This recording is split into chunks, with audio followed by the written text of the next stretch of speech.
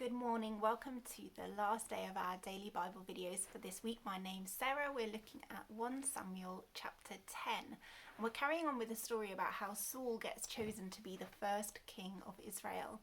And one of the things that I really noticed from this passage today was about how Samuel says to Saul, after he's explained that he's going to be the first king, Samuel says, "The Spirit of the Lord will come on you and you will become a different person."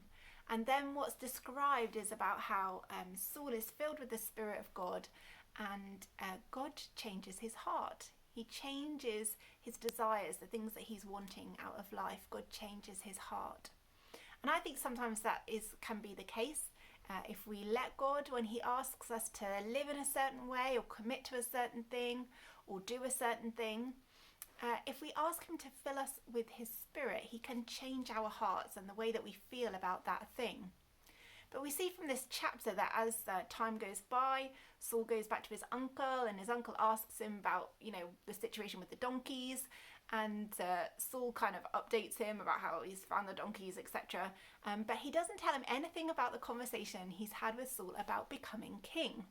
I don't know whether you ever do that, where somebody asks you, "Hey, how's it going with this certain thing?" And there might be a major thing going on in your life, but you just don't mention that at all, and you just talk about the day-to-day, the practicalities. For Saul, that was finding these donkeys.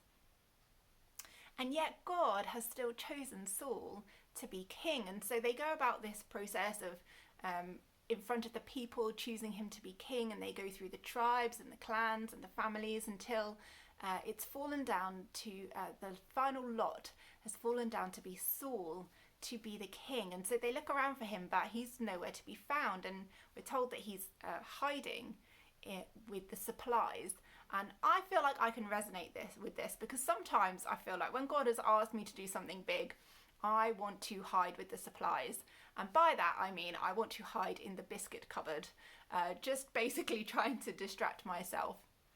But God has chosen Saul and fills him with his Spirit.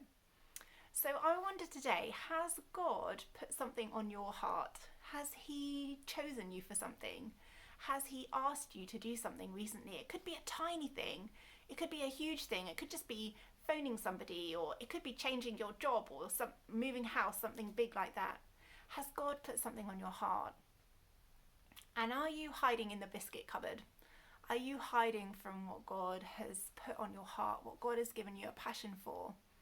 Or will you stand up and be counted and ask God to fill you with his Spirit and to give you courage? Have a great